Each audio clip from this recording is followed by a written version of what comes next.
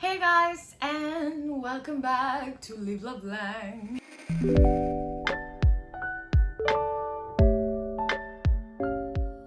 My name is Teresa, sometimes I go by Ray, and this is where we teach you how to learn multiple languages and how to live abroad. Today I'm going to be talking about why I feel that it's imperative to start your language learning process with speaking and grammar as your main focus for a year, or at least your beginning period, depending on what language it is and how different it is from your native language. Just to give out a little disclaimer first at the beginning, I do recognize that there are a lot of different learning types and that there are a lot of different ways to learn a language, and no one way is exactly right. But in my experience, I have been teaching for over 5 years now. I've taught Korean at UTech, the university here in Jamaica, in personal lessons, online and in person, all sorts of stuff. I've not just Korean, but English and also Spanish and Japanese I've taught for a long time, and in my experience, a good majority of the time, this truth of studying speaking and grammar first has stood out. Additionally, I should also say that your very first step should be getting used to the language in general and learning the basic pieces like writing systems, consonants and vowels and sounds and these little basic stuff. So I'm not saying not to do the basics, but once you get the basics down and you're ready to actually start exploring the language, I really recommend you focus on grammar, speaking. Grammar, speaking, listening, these bits, instead of working with a textbook the whole time. For starters, we have to recognize that writing systems do not always perfectly encompass what language sounds like when we speak. It's not only individual words or individual pronunciation of words, but it's also the way we string words together, or how we mumble, or how we might say a certain word differently.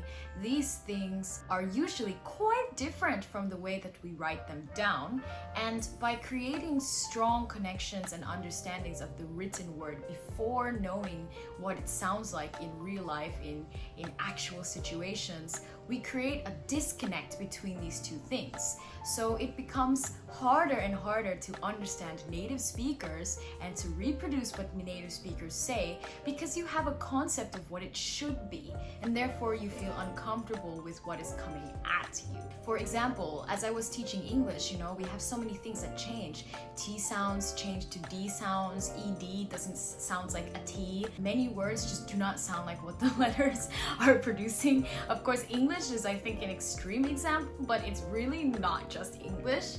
It is the same in Korean, the same in Japanese, the same in Chinese. There are so many things that, when people speak fast, it's not even really that. One example I was thinking of recently is this sentence from the Untamed. He says shu shu, but when he speaks fast, I hear shu wu, shu wu. And at first, I couldn't catch the connection between the two words, but as I started listening to it, I played this clip over maybe 100 times already since last week, and I started to realize when I say it fast, also, it kind of naturally goes like, 你问说他说你问说 like it kind of naturally comes out that way. But these are things that you can't get through a textbook. Which leads me directly to number 2. Your brain fills in the blanks when you learn via text. Text only gives you one layer of what the actual language is, how it's used, and what is being said. They also give you examples that highlight the new information and don't mix it up with a lot of different things so it's not as confusing. Of course, this is great for when you're actually trying to study the grammar, when you're actually trying to study the nitty-gritty part. It's not great because it doesn't expose you to the reality of how fluid language is. Language is not standardized, at least speaking isn't. Having that balance between learning the nitty-gritty foundational standardized rules and hearing more complicated, mixed up stuff all the while will help to open your mind to the understanding of how these two separate codes connect to each other. You must have seen this statistic before, but basically it is telling us that language is so much more than just words and grammar. Language is body language, language is intonation, language is context, facial expressions. All of these things make up the communication in a language. And in fact, that bit of it is actually greater than the words and the language themselves. Imagine you're only learning with the text. What happens? You only get one layer out of like 10.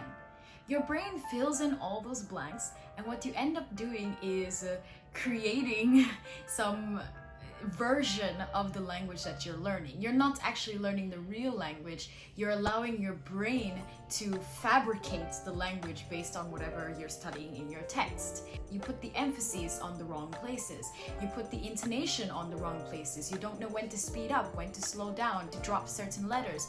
You're gonna fill in all of these blanks, and those blanks that you created are going to become habits that you are comfortable, that you understand, until one day you're talking and someone tells you that it's wrong.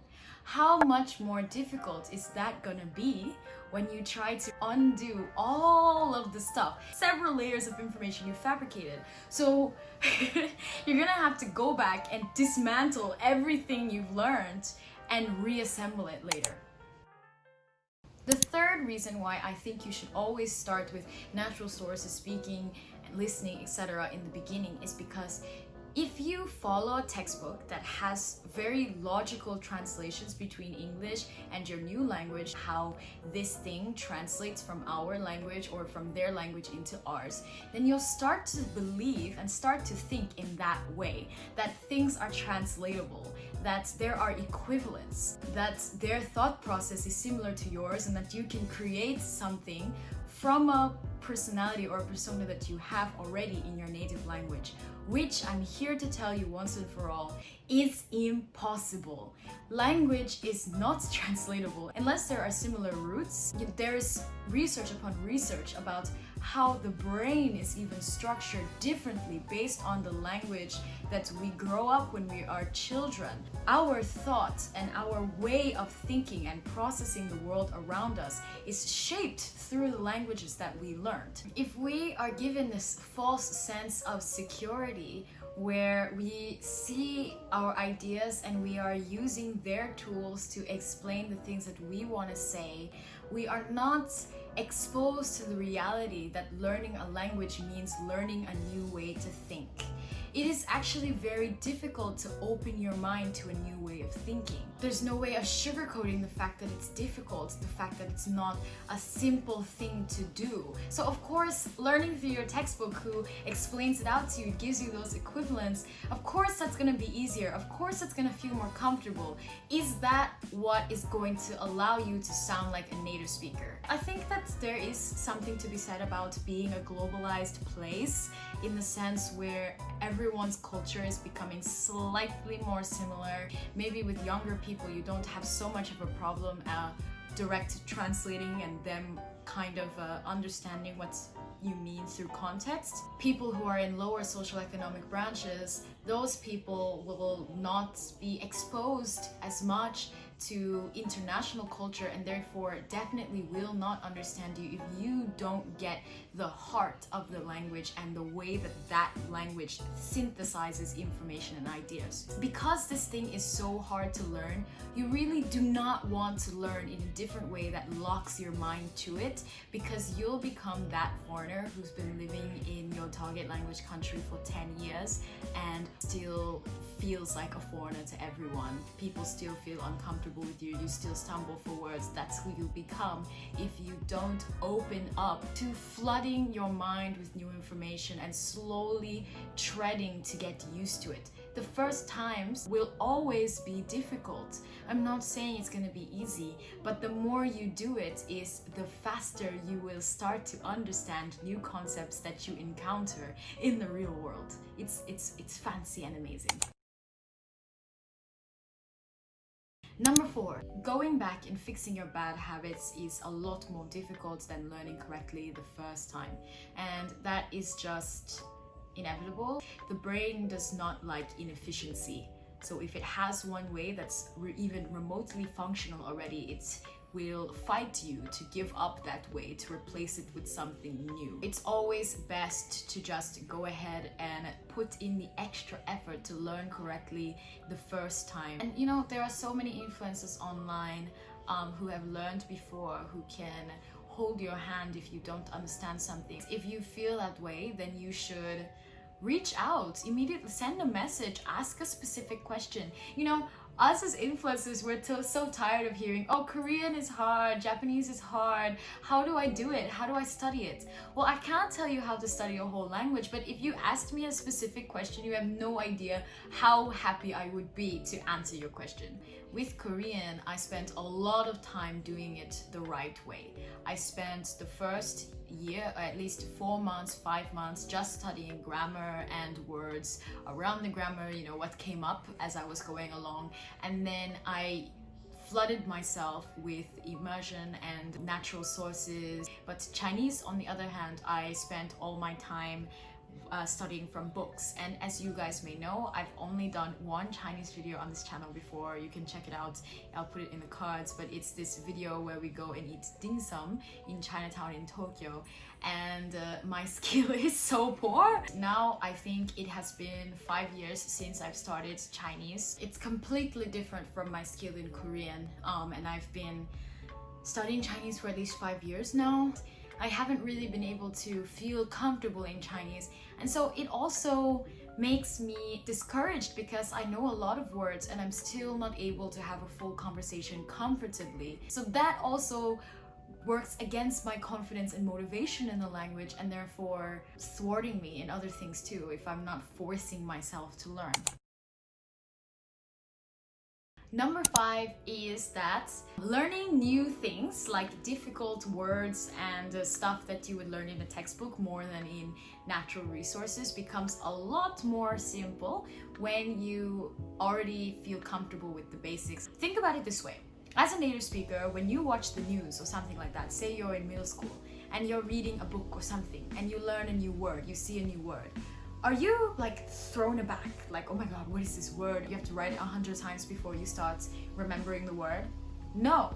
Somehow subconsciously you can remember this word, or maybe just study it for 5 or 10 minutes and you remember it. It doesn't feel uncomfortable to learn. That's because you understand the framework, you feel comfortable in that language, and so the new pieces in that language, the more difficult aspects of that language are also easier to understand. So therefore, understanding in context, being able to speak, being able to express yourself makes learning everything more easily. Truth and in fact. And finally, this isn't really a point, a separate point, but I just want to give the idea of native speakers. Of course, as adult learners, we're not the exact same as babies. We don't do things in the exact same way as babies. We do not want to take 12 years to learn a language to a certain, degree. I believe that that process is still very important when it comes to acquisition, not just learning languages, but the acquisition of languages. A child always learns to speak and express what they want to immediately express first. What is useful to them, what is efficient to them. And then they gain confidence in the language after using it for a bit of time. Then they move on to learning how to read and write well. Because it's so different, transferring the ideas of verbal communication into written communication is a little bit difficult. But once you make that strong connection, speaking then adds to writing. So for me, my biggest skills in Korean and Japanese are my speaking and writing skills, because if I can speak and express myself through verbal words, I can basically express myself in the written word as well. It's easy, I can just flow and write and go back and correct myself when something is incorrect. So these two aspects go hand in hand. To express yourself, read out loud even, allows you to then focus on reading after you've become comfortable in those other ones, because learning to speak is also connected to learning to listen. speaking and listening are like two sides of the same coin. So if you focus on speaking, you're also focusing on listening.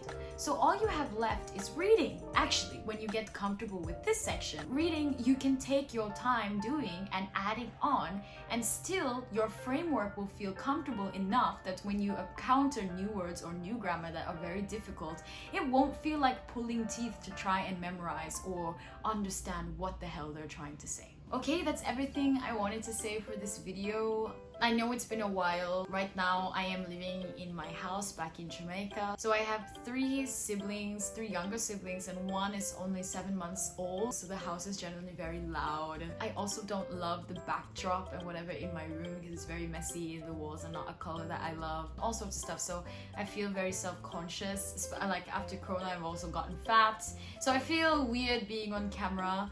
But I was having this thought a lot these days, and I really wanted to share it with you guys and hear what you have to say, especially for people who are not used to learning language through unorthodox, not traditional study methods. I want to know what you guys think and what ways you guys deal with language acquisition sans my methods. I would love to know how that works for you.